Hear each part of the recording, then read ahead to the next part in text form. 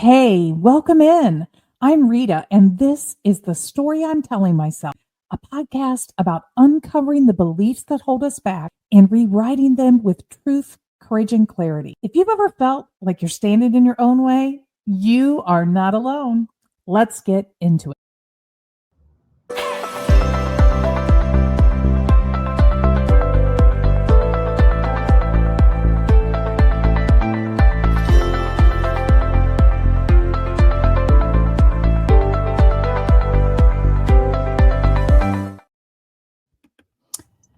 Happy Monday, everyone. It's the start of another week. For those of you that celebrated Easter this weekend, I hope you had a nice holiday. We are so glad that you're here with us today on The Story I'm Telling Myself. And Andrea, our guest, is going to introduce herself in a minute. While she's introducing herself, you need to come in the comments and do the same thing. Like, let us know that you're here. Tell us who you are. And remember, this show is with you, not just for you. So feel free to share your comments, ask your questions throughout the show. Andrea Bjorkman, welcome to The Story I'm Telling Myself. Tell everybody who you are. Well, thank you so much, Rita, for having me. And I love getting started my Monday morning, being with all of you. And I love the interactivity with this podcast. And your opening gets us all kind of jiving, right? So that's a really good thing. And thank you for pronouncing my name correctly, Andrea Bjorkman. So if you remember, and my ideal clients they remember this. Bjork, the Icelandic singer that wore the feather tutu. Yeah. That's what I tell Bjork. Man, pretty easy. But anyway, thank you so much for having me.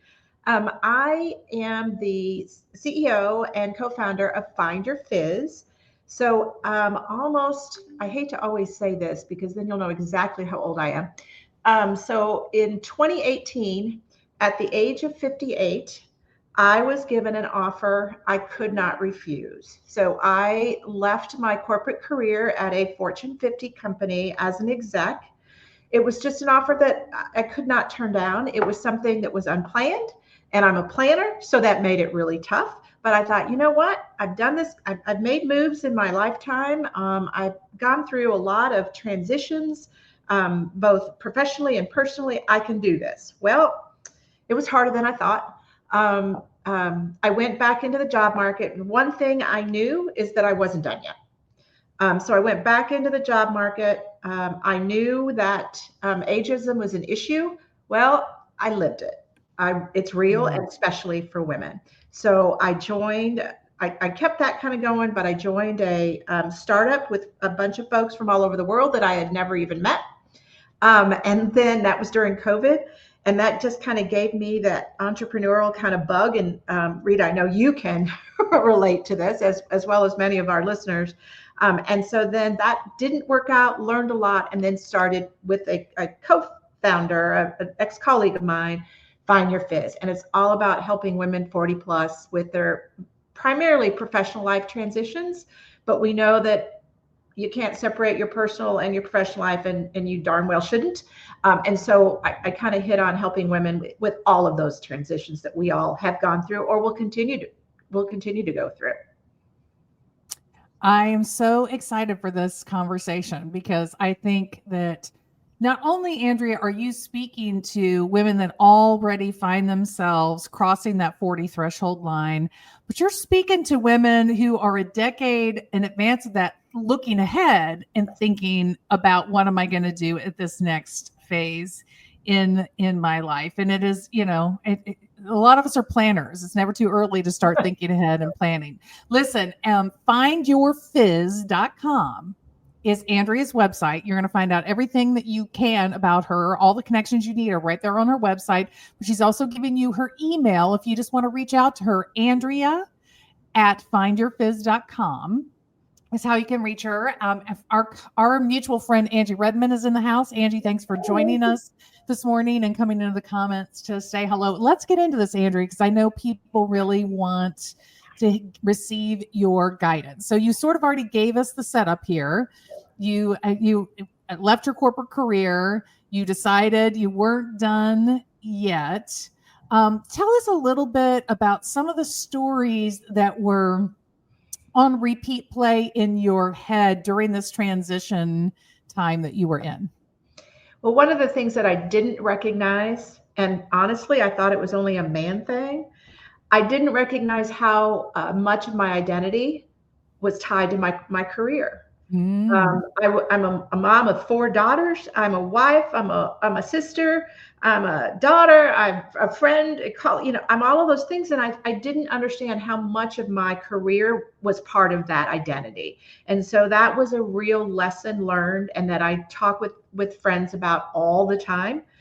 Because it does make it hard. And it doesn't matter if you're choosing to retire, you lose your job, you decide to do something different, whatever the case may be, it's all something that we have to work through.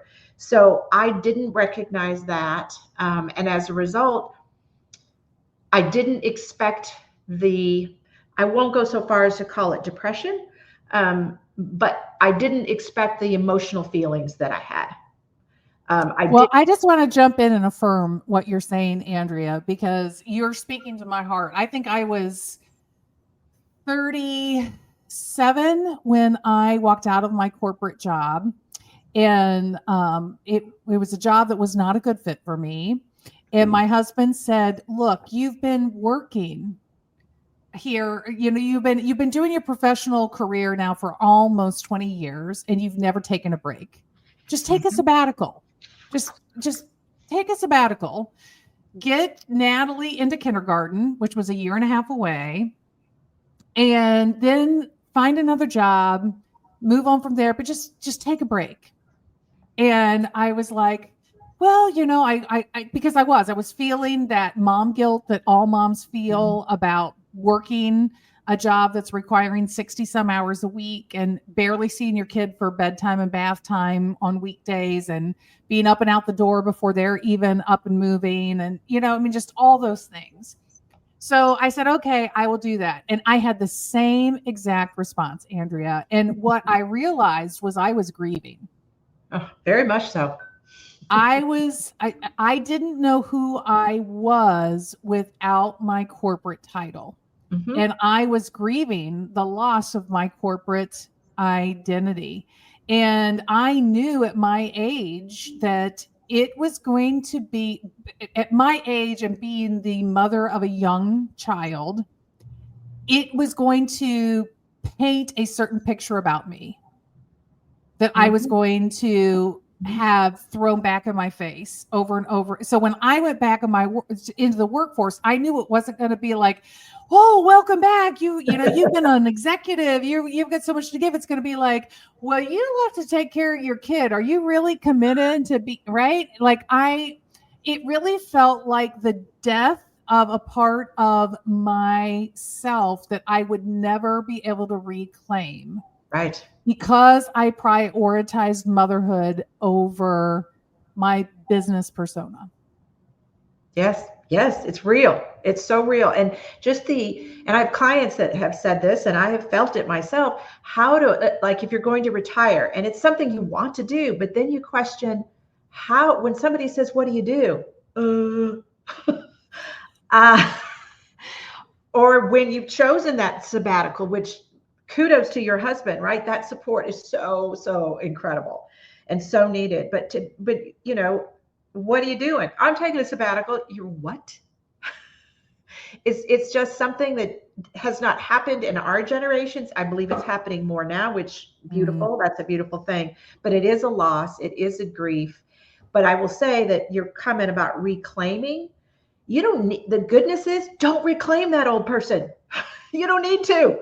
You need to move on from that. Take those experiences, take all the things you've gone through, the resilience you have, your wisdom, and claim what you want going forward. Because now it's, at a kindergartner, that's a little harder to say, you need to take time for yourself. But for a lot of women, especially as you hit 40 and beyond, you're an empty nester. It's time you take care of yourself. It's time you look at what you want. Girl, I was having my second baby at 40. What are you talking about, empty nester? Oh, right.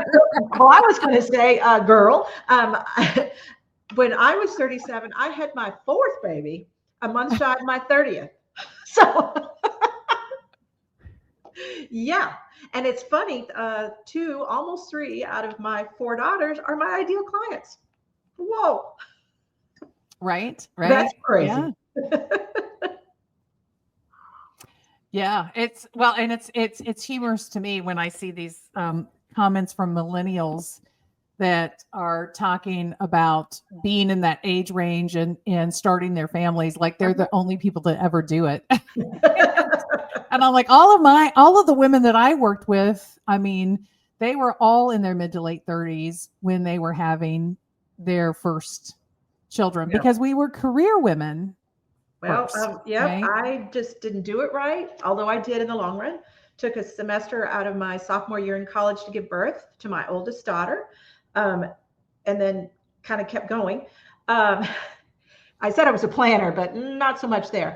Um, but there's beauty in, and I kept, going with my career, and there's beauty in being an older parent, and there's beauty in being a younger parent. And the best thing for me was I asked my four daughters and try to drill into their heads, please don't do what your mom did. Okay. Enjoy your life before you start bringing in kids. And I have a daughter who my number three daughter, Sarah, who had a little girl a little over a year ago, and she'll be 39. So there you go. So you're out of your corporate life. We were talking about sort of the stories that just kept popping up into your head.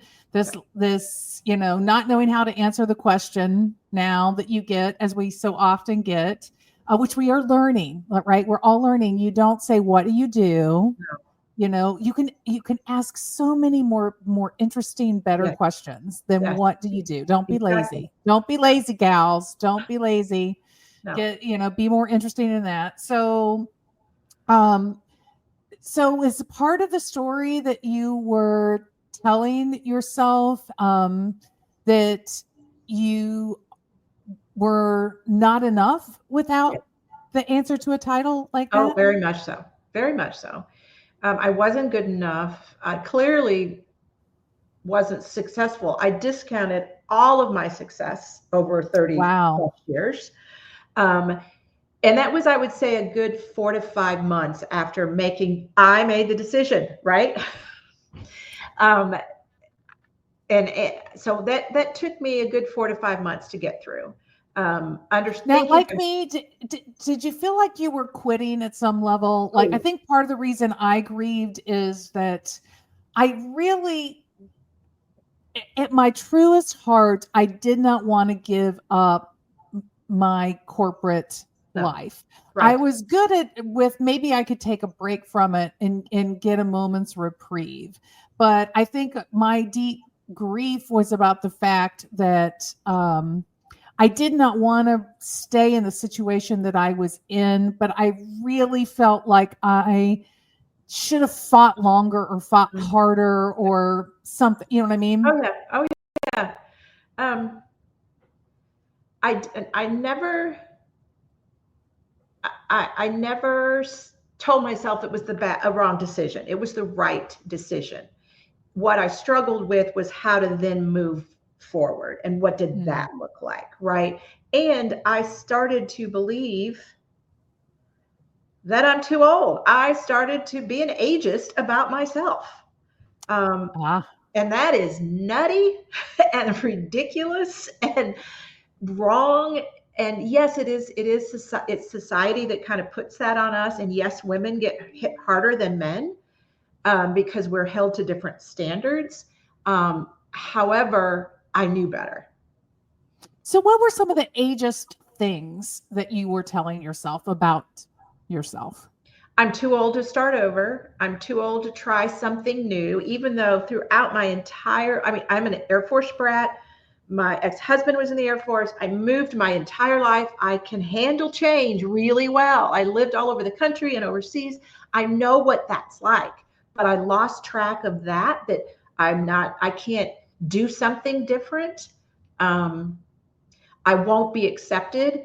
Um, I should be grateful that I got this incredible package. I have a pension. Whoa. I mean, and I was grateful for those things, but that's a given. And I'm grateful. And could not be happier about all of that, but that wasn't enough for me. But what I So didn't, it sounds like part of it is we have these, for lack of a better word, these tropes that we carry at different phases of our life about what we're supposed to be like in the season. yes, Right. yes, So when you're yeah, in your early career, you're supposed to be the vibrant go-getter, say yes to anything, right? Kind of right, thing. And then you're supposed to be the powerhouse executive in the suit and all of this. And so now you've gotten to this season where you are getting a retirement and stuff. And the trope is what? That you're supposed to be this relaxed, yes, chilled out. yes, happy. I got it all figured out. This is what I wanted. And I had And, people. and, and you're not supposed to want anything more. You're just Oh supposed no, to no. relax into this, right? Right. And I had lots of folks, that I had worked with who had retired way before me, and they were laughing at me and saying, "What are you doing? Why are you looking for something different? This is your time to have fun." And I'm like, "Well, work is fun for me.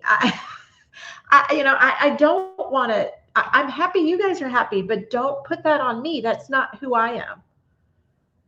And and I'm Good very for you, community though. Good for oriented. you to recognize that's not who Yeah. you are. So, Oh, lesson there, friends. You yes. do get to claim who you are. You don't Yes. have to listen to all the external Oh, guidance that you are receiving. But I think it is important to recognize this, that part of the stories that we carry within ourselves are these much more deeper seated stories about at this phase in your life, it's supposed to look like, feel like, be like X.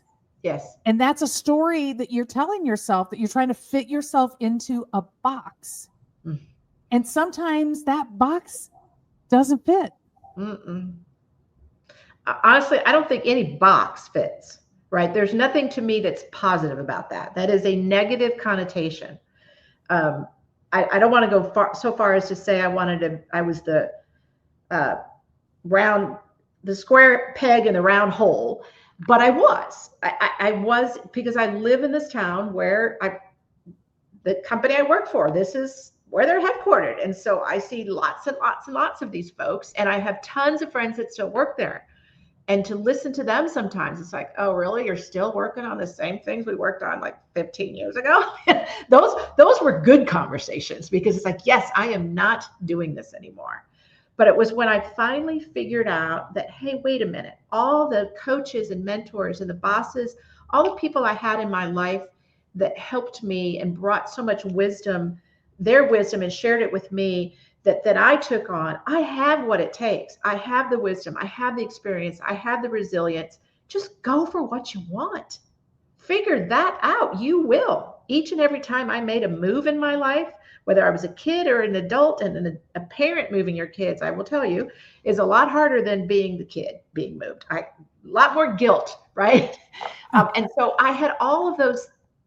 I had all that experience. I had all the successes. I had the failures that I'd learned from. Once I got there, it's like, shh, I can do this. And I started, as I said, I started with a startup, and then moved on, and now with this company, and trying new things in different ways that I could never have done in my corporate career. And you know this, right? We, we had scripts, and I would do presentations across the company, and I had to have them go through legal and compliance. And then, everything had to be very, very much scripted. And I had to go in the green room and have my makeup put on. It was just like, oh my God. And you had to have everything prepared. You couldn't take a risk. You couldn't, like I do now. If I start talking about something that I want to, a course I want to put together, or a webinar I want to offer, I'll start talking about it before I've even created it. Wow. And that was a huge, huge transition for me, because you didn't get away with that in the company I worked for. It just doesn't. And you don't in most corporate companies. And I get why. However, there's a happy medium somewhere if you're still in the corporate world. You just don't, you can't take the risk that we take now. So in stages of transition like this, I think that you're getting to something that is very fascinating. And that is that we carry rules forward into our transition with us Yeah. that we are that we're unconsciously bringing along, and they often start to confine possibilities in ways that are no that could be freer. We Yes. could have a lot more freedom, but we carry. So how did you begin to recognize that that's what you were doing to yourself? It was honestly working with my coach, who helped me, and just aligning myself with folks that are doing similar things, or that I aspire to do, and listening to them. It's all about learning from others. I think it's important, and it depends on the person.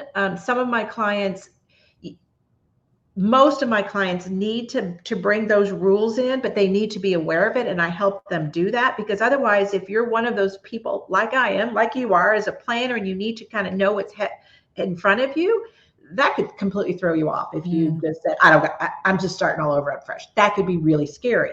However, I can think of one past client in particular who, she didn't work well in the corporate setting because she didn't think that way. She was better as an entrepreneur. She grew a startup. I mean, she did incredible things because she didn't have any rules. She could be who she is. But it's really about being aware of who you are, knowing what those stories are in your head, and figuring out, and always being aware of that, and questioning yourself.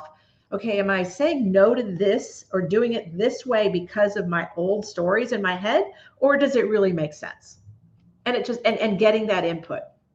So, what is one of the biggest permissions that you gave yourself as you stepped into this entrepreneurial journey? And what was the counter narrative in your head that you were turning the volume down on?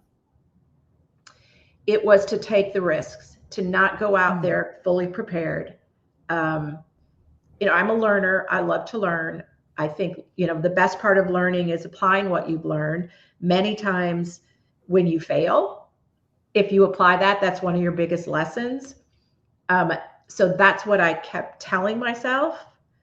And then that counter noise, what? You can't fail. You just started. You look like an idiot. Nobody's ever going to trust you. You're a coach. You're supposed to have all the answers.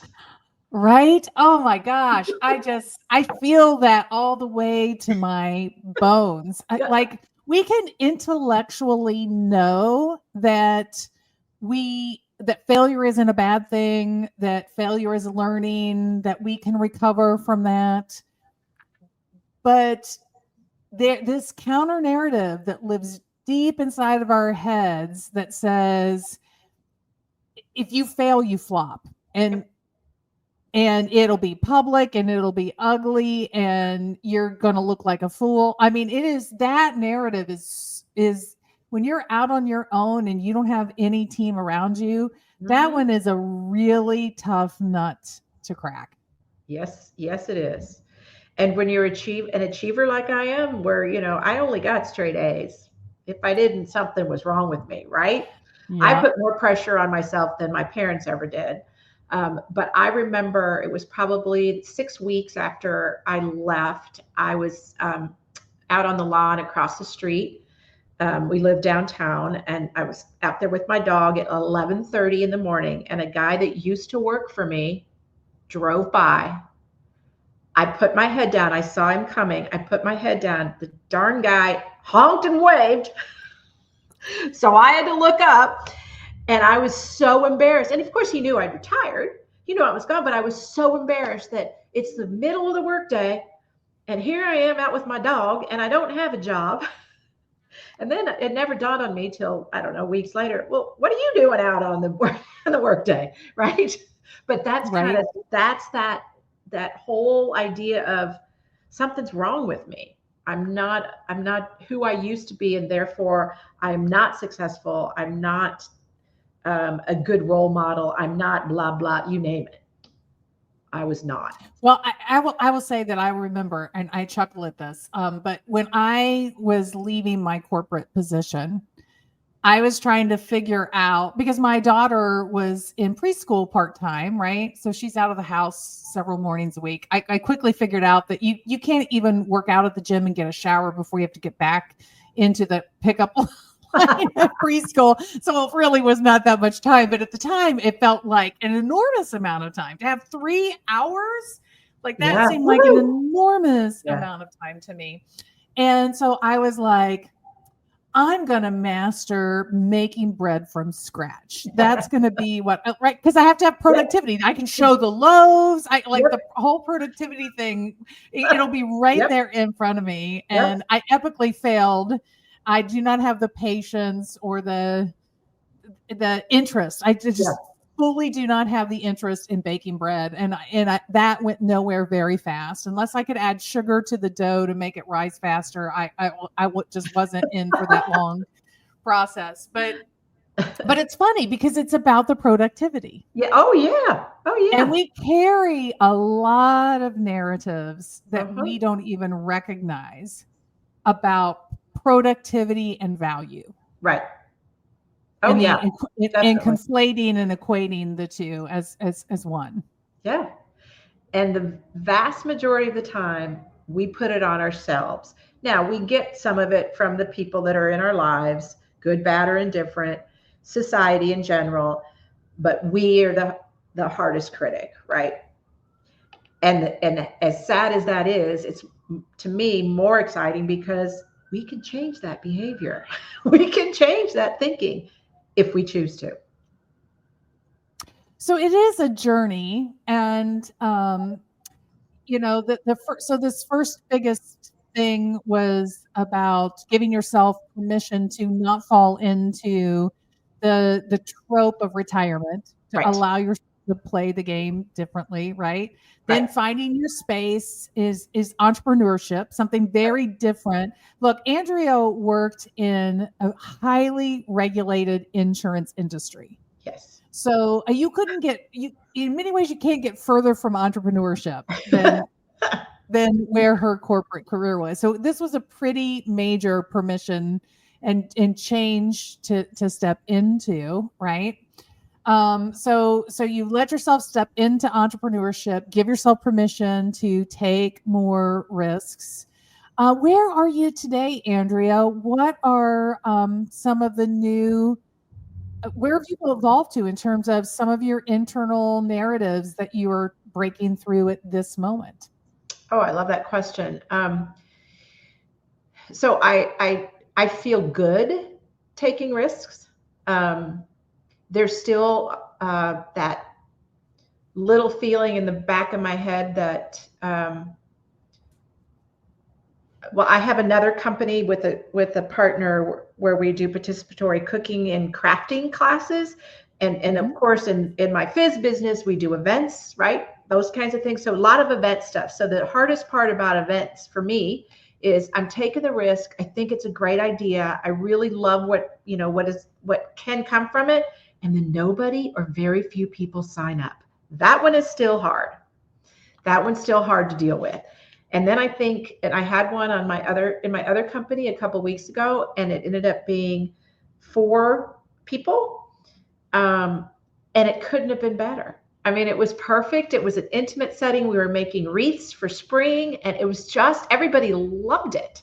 So I bet, it's not about the crowd size. I don't even want to get into that whole conversation, but it's about understanding that it's not about how big of an impact as far as numbers of people as much as it is now. What I remind myself is if I am connecting with one woman and I can help her and make her feel more confident and be willing to take risks and do something different and be happier in their lives, whew, I've done it, right?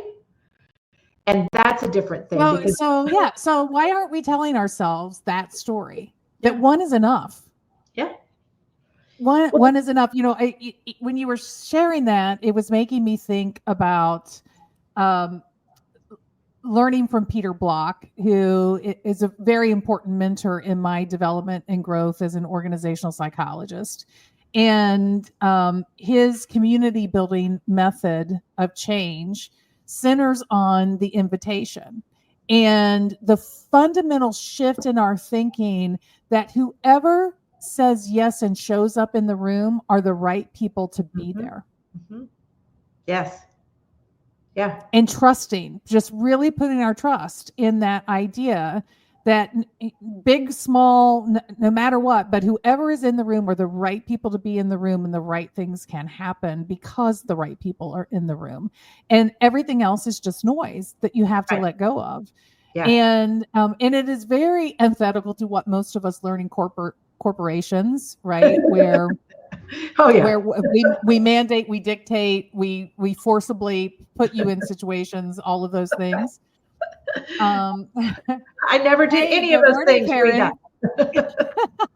Thanks for joining us. Well, and you have I mean, insurance is so heavily regulated. There's so much compliance. So of course, I mean, you don't give people a choice about whether or not they're going to attend compliance training. Because if you gave me that choice when I was in the insurance industry, I was like, oh God, no, thank you. I'll pass. But that's, regulation bodies say that's not never. That's not really I can't wait. Yeah, exactly. So, but I think it is so important. We are in a season as a society with social media taking up so much space in our lives that we are addicted to the metrics. How many impressions did this post get? How many likes did it get? How fast did that happen? All of these external validators like that. And so it's countercultural to take this position that one is enough. Right. However, it's also financially counter, right? So that wreath making event, we did end up making a little bit of money. So that's cool. However, and there could be a tail, right? You have the cost of an event and you have the right people and nothing comes out of it and it costs you a lot. Well, that one's hard to swallow as well. Yes, I agree. Well, but part of the faith in one is enough is that that you're building proof. You're identifying who the real customer is, right, and that you're able then to utilize all of that to really target and attract the true audience that is the right audience. Yep. As a business owner, it can be very difficult to nail the audience. Yeah. To really know who's that ideal person that you are talking to and dialing that in. And it's just so much easier to be lazy and just sort of do the scatter splatter thing. Right. So I mean, let's be clear about that, because Andrea's right. It's not that we can all afford to work for free, because we can't. And you also cannot subsist on like a 0.5% return margin on something. No. I mean, everybody needs to see those margins growing. So, but it's learning. It's what you were saying about, you got to combine it with the learning and getting smarter and getting better and building the receipts. Because if you really know who you're talking to and who things are landing with, then you're talking to more of those people. You can share, you can share your receipts that say, I know this is for you.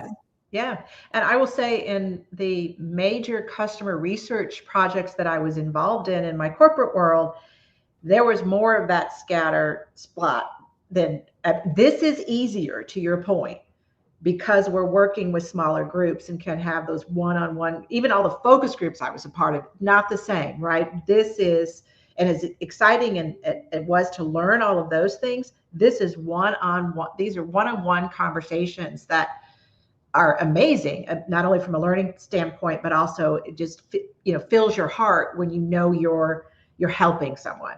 That I never got that in my corporate career.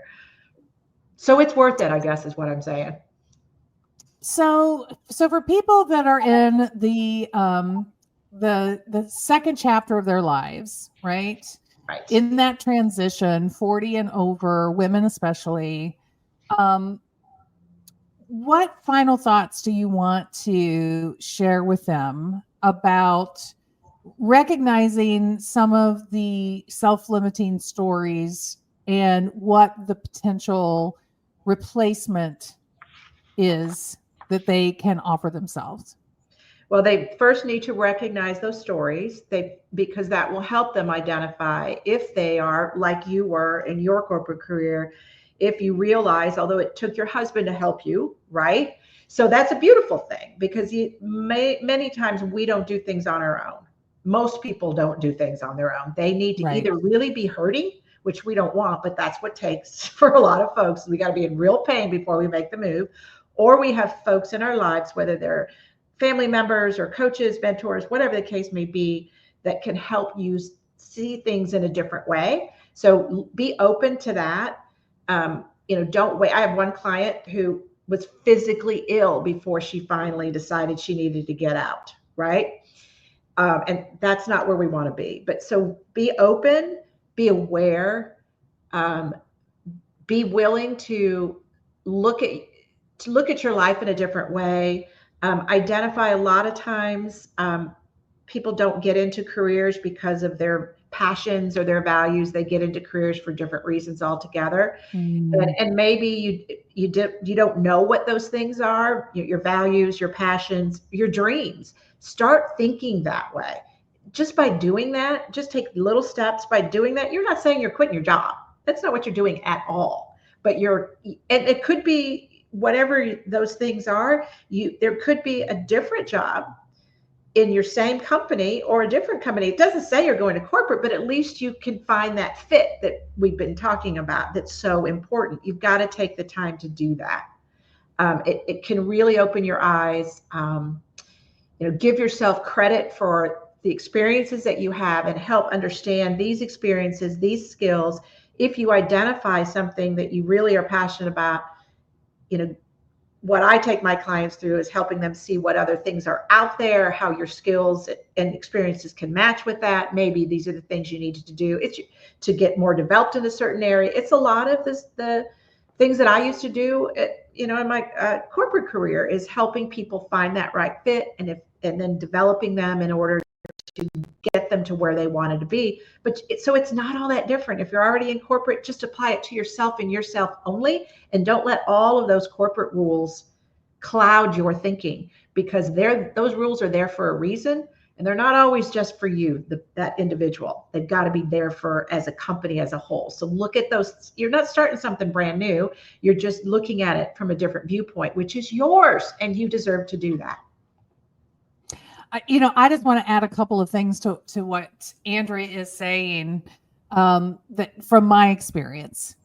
If you find yourself feeling unsettled about where you are at this mid stage of your career, and the story you're telling yourself is, I just have to. Mm-hmm. I just have to get through a couple more years of this. Yeah. I just have to, right? These should be the strong alarm bells to yourself that that you are ripe and ready for a transition to something that is going to light you up again, that you're losing your spark. If there's a lot of I have tos in your life, you're losing your spark. And it's the chasing. At some point I'm going to get it. You're not going to at some time get it unless you decide what it is and you intentionally start to go after it. Yes. But you can't just keep chasing if just enough time goes by, if just circumstances shift without you doing anything like that, that's the chase that'll just kill your soul. Stop killing your soul. Yeah, don't kill your soul. She deserves better than that. Yes. And then the second thing that came to mind as Andrea was talking is the other side of that coin is when you're sort of in the coulda, shoulda, woulda conversations. Well, if I would have done this, if I should have done this, you are not in a place where your story is over. So you don't need to spend that much time looking backwards. Mm-mm. Looking in the rearview mirror at this point is only slowing you down and holding you back. The best is ahead of you. Right. So Very much shift so. your focus forward, let go of the history. And like Andrea said, lean into all the strengths that you're bringing with you. Yeah. This is the best time of your life. It's the time to finally dream. Maybe you never had that spark because you just took a job because you had to, and you just kept going because I can't give it up. I have to be grateful, blah, blah, blah, blah, blah. Well, the world has changed. I think COVID did some really good things as far as we as human beings look at our lives in a different way. Mhm. So we need to do that, especially as, your kids if you have children, they're going to move out. They've got to be on their own. They need to be on their own. What are you doing? What is happening with you? Where are you finally going to do something for yourself? Those are the questions that I ask. And the best thing is people get very, very concerned about, oh, this is going to be huge and I can't handle it. And I don't want to have to do this. And no, just take some small steps. Just start thinking.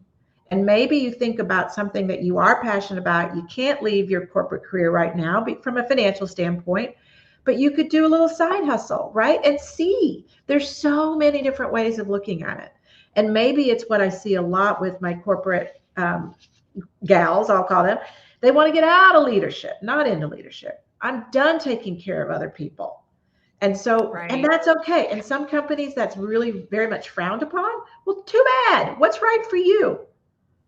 It's just put yourself first. And I know that how hard that is for women. And when I say putting yourself first, I think we automatically think, oh, well, that's not right. I'm not good enough. My job is to take care of everybody. We're never going to put ourselves so far first that we're going to be selfish. That's just not going to happen. It's not going to happen. But if you have that mindset, that will help you open up to new ideas and new ways of thinking that will help you find that happiness that you're really looking for. It's not hard. It's taking those small steps. And you're not too old. You are never too old. No. All right. This has been a delightful conversation, Andrea, but we are at the end of our time. Thank you, Angie, Karen, and everyone else that joined us today. If you're listening to this in replay, feel free to leave us a comment, question. We'll be happy to answer those. Just a reminder, coming up next this week. So we have on Thursday, Jen Whitmer is coming at 2 p.m. Eastern, 1 p.m. Central, and we are going to talk about the story we tell ourselves that we just got to play by the rules and life will take care of itself, and why sometimes that lets us down. So you're going to want to hear. Jen is hilarious. She is a well-known national speaker, and you're gonna enjoy this conversation. So come back and join us on Thursday. Andrea, thank you so much for being with us today. Everyone, have a great week, and I'll see you Thursday. Bye.